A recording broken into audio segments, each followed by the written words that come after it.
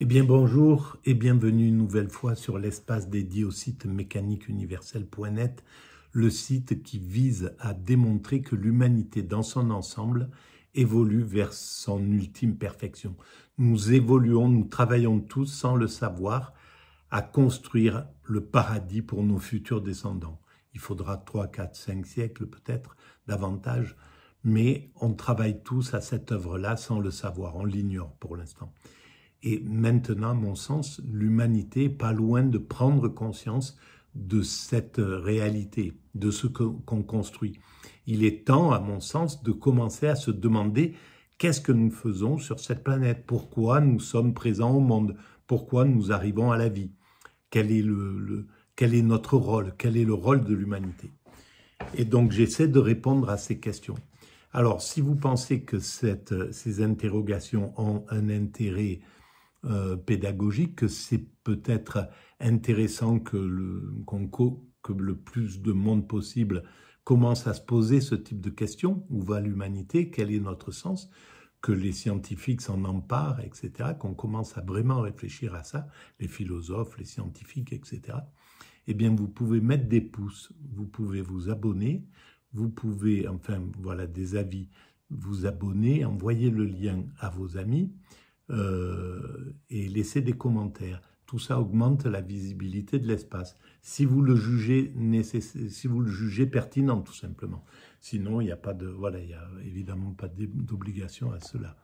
C'est vraiment en fonction de votre façon de voir ce travail-là.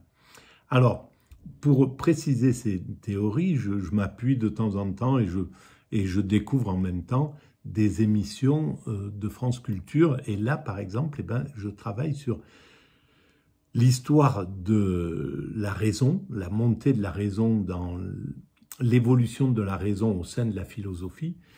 C'était des podcasts qui ont été réalisés pour France Culture par François Châtelet dans les années 70. Et donc, j'en suis arrivé au numéro 12 dans la série, une série qui en contient 20. C'est le 12e volet, l'histoire de la raison, donc par Emmanuel Kant. Et c'est le Kant penseur de la modernité. C'est la deuxième vidéo. Je lance la vidéo, je découvre et puis je digresse éventuellement, je commente. De l'humanité. Leur objectif principal... Donc là, il parle des Lumières, des philosophes des Lumières, pourquoi ils se sont appelés ainsi et quel était leur but, quel est leur objectif. C'est la liberté. Voilà, donc il travaille Mais sur la liberté. Mais sans doute vaudrait-il mieux dire la libération de l'homme. La libération de l'homme. Il convient pour eux de le libérer de la nature. C'est-à-dire de mettre effectivement en pratique le fameux précepte exposé par Descartes un siècle auparavant, rendre l'homme maître et possesseur de la nature. Alors, encore une fois,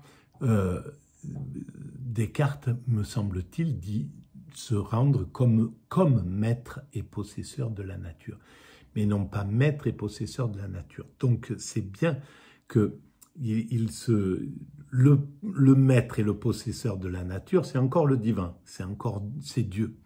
Et donc on ne peut pas rivaliser, on ne peut pas être le maître de la nature, on ne peut pas être, et on le voit, dès qu'on cherche à en être vraiment le maître, et ben la nature nous revient complètement dessus et puis on est obligé de faire machine arrière et de rentrer d'art dans l'écologie si on veut sauver notre peau, notre destinée. Donc, on voit bien que Descartes avait pris la précaution de dire comme maître et possesseur de la nature. Mais en tout cas, les Lumières veulent affranchir l'homme des contraintes de la nature. Et c'est très bien, c'est très très important.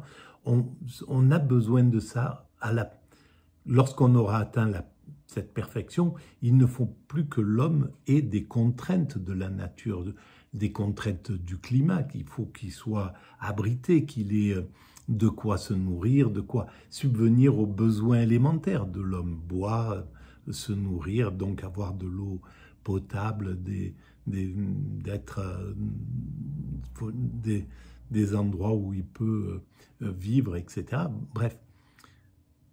Donc, ça, c'est une nécessité. Et donc, il y avait cette valeur-là qui était recherchée. Mais il ne s'agit pas cette fois d'une formule générale, mais d'un programme qui est beaucoup plus précis. Et ici, je ne peux m'empêcher d'évoquer ce mouvement très, très intéressant. Le développement, par exemple, dans les plus petites villes de France, d'Angleterre, du nord de l'Italie, d'Allemagne, de petites sociétés savantes qui comprennent l'apothicaire, le pharmacien, le médecin, l'avocat, les gens de métier, les ingénieurs, qui se réunissent régulièrement pour discuter, disserter sur les phénomènes de la nature exceptionnelle, sur tel aspect de l'artisanat. Et c'est de ce mouvement que va naître l'entreprise qu'on appelle l'encyclopédie. L'encyclopédie d'Alembert, du chevalier de Jaucourt, c'est une œuvre extraordinaire qui combine non seulement une réflexion sur le savoir livresque du temps, mais encore des aspects de réflexion sur la technique et sur la vie de tous les jours. Et il est toujours extrêmement frappant de regarder, par exemple, les tables de l'encyclopédie, les illustrations, dirions-nous maintenant, et qui sont publiées à part dans les derniers volumes, où l'on voit, par exemple, le soin que mettent les encyclopédistes à décrire le travail du cordonnier, le travail de l'ébéniste. Très minutieusement, ils analysent les outils utilisés, les bois dont on se sert. Et à côté de cela, il y a par exemple des articles de critique des notions théologiques ou le résumé de la philosophie de Spinoza. Tous ces aspects sont liés les uns aux autres. Ça, c'est vraiment incroyable parce que bon, c'est le XVIIIe siècle, donc l'époque de la Révolution, un petit peu avant. Et donc, ce désir de vouloir rassembler toutes les connaissances, ben, c'est ce que... C'est pas pour rien, les choses se font... il y a le sens visible des choses. L'encyclopédie, on peut dire, c'était pour vendre la connaissance, pour faire des bouquins, les vendre, etc. Ça, c'est la vision apparente. Mais la vision souterraine, c'est accumuler les connaissances pour essayer de comprendre où va l'humanité. Et c'est ce que fait la théorie que je développe. C'est prendre toute l'expérience qu'on a vécue.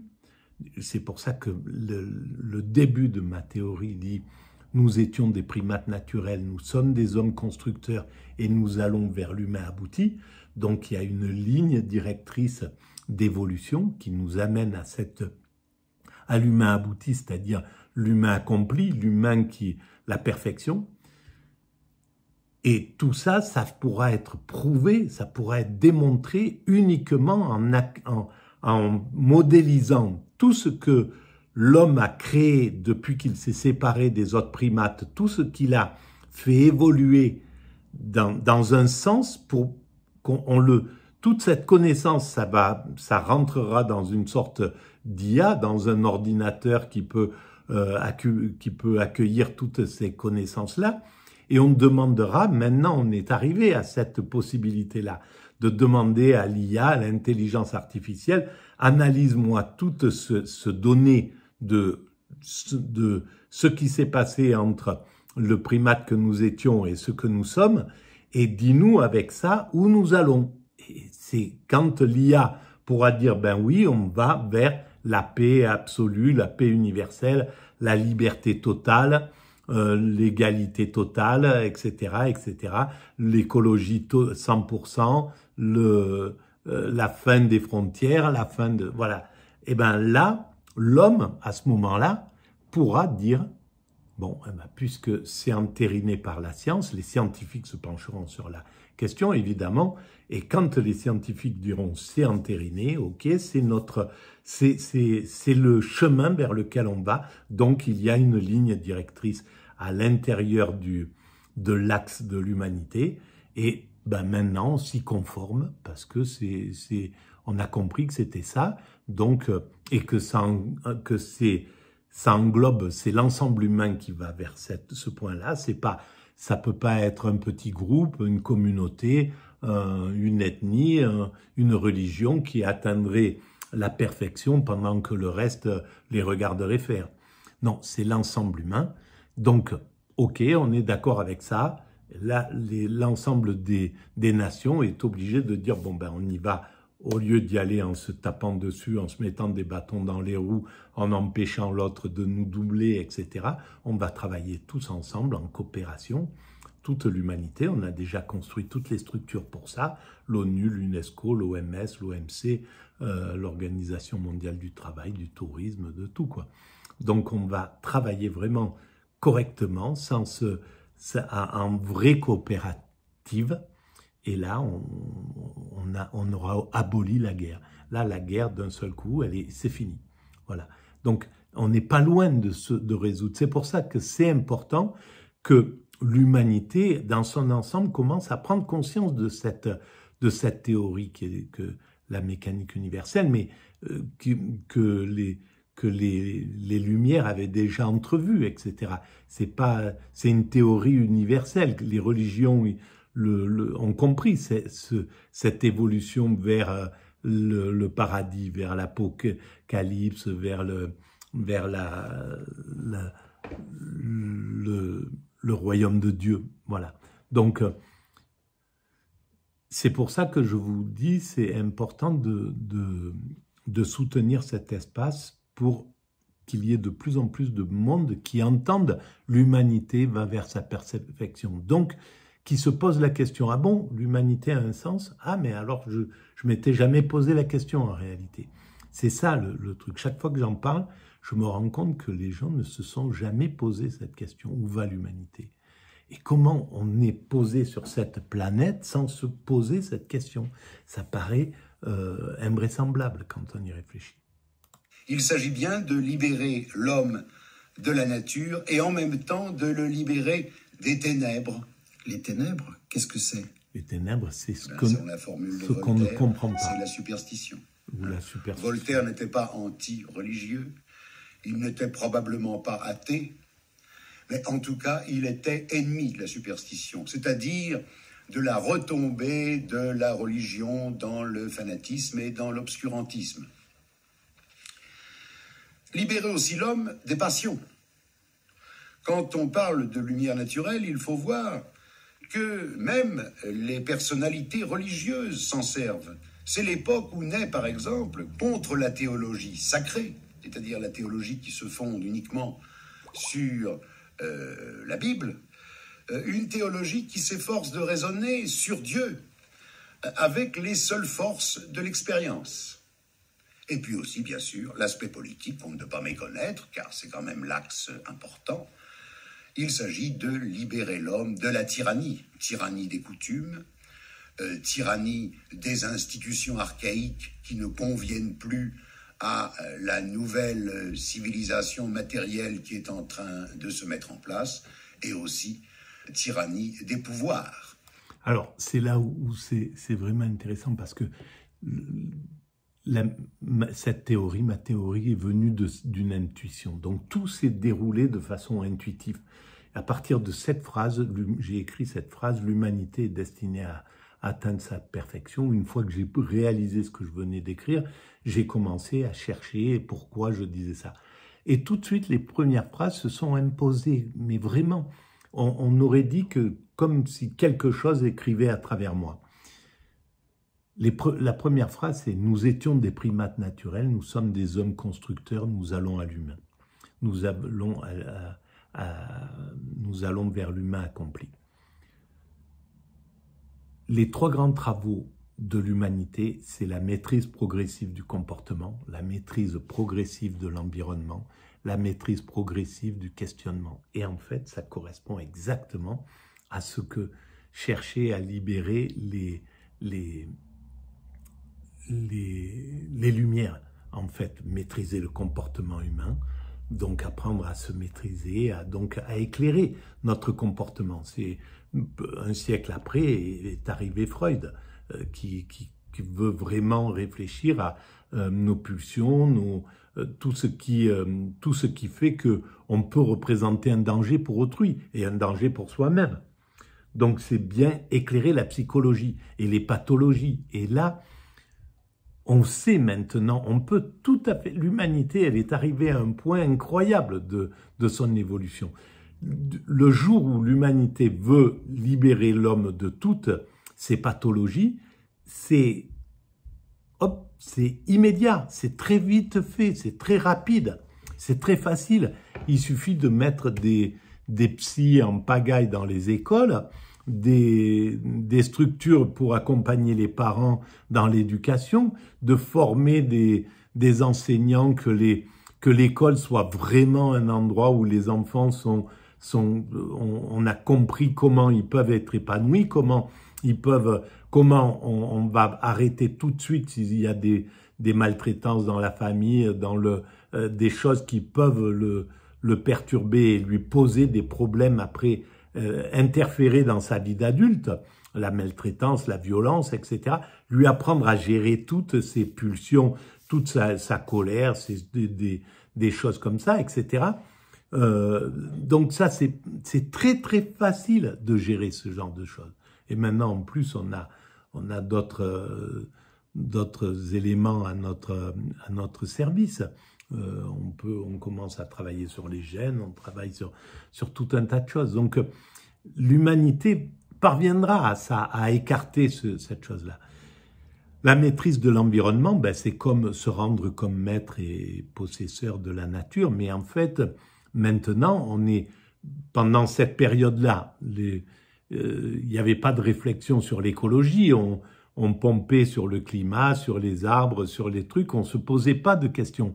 Maintenant, on voit à quel point on est arrivé au moment où on a pris conscience qu'il y a des comportements qui sont préjudiciables pour l'humanité. Et donc, on est rentré dans l'écologie. On est entré dans la réparation, dans le soin.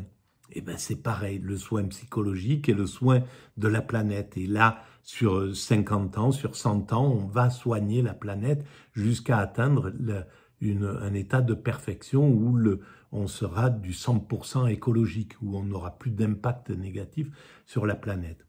Et la maîtrise progressive du questionnement, le 3e grand schéma, c'est éclairer tout ce qu'on ne comprend pas, comprendre, savoir ce qu'il y avait avant l'univers. Il y a des chercheurs qui travaillent là, à l'instant où je parle, il y a des dizaines de milliers de chercheurs qui cherchent à savoir qu'est-ce que c'est que la matière, qu'est-ce qui se passe qu'est-ce qu'il y avait avant l'univers, comment s'est constitué l'univers, qu'est-ce que c'est que la vie, pourquoi il y a la vie, est-ce que la vie était obligée d'arriver là, est-ce qu'il y a du divin, qu'est-ce qu'il y a après la mort, où allons-nous, est-ce que l'esprit survit, etc. Tout ça, on y répondra. Tout ce qui est obscur, à l'époque de Kant, l'obscurité, elle était il y avait la religion, il y avait la superstition, il y avait toutes ces choses-là qu'il fallait éclairer. Maintenant, ça fait longtemps que c'est éclairé. Et donc, on cherche à éclairer autre chose là. Et jusqu'à ce qu'on ait tout éclairé, donc que l'esprit humain soit reposé, qu'il n'ait plus d'inquiétude, qu'il ait compris toutes les choses. Et ça, c'est ce qu'on atteindra dans 2, 3, 4, 5 siècles. Quand on aura atteint la perfection, on aura tout compris, on aura éclairé cette histoire de l'humanité.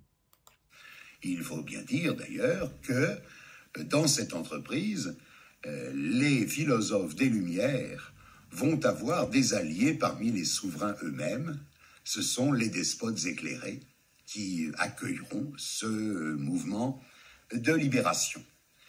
Voilà, alors je vais arrêter là pour cette vidéo. On va reprendre, ça fait 20 minutes, c'est bon. Voilà, je vous remercie de votre écoute et je vous dis à très bientôt. Merci beaucoup.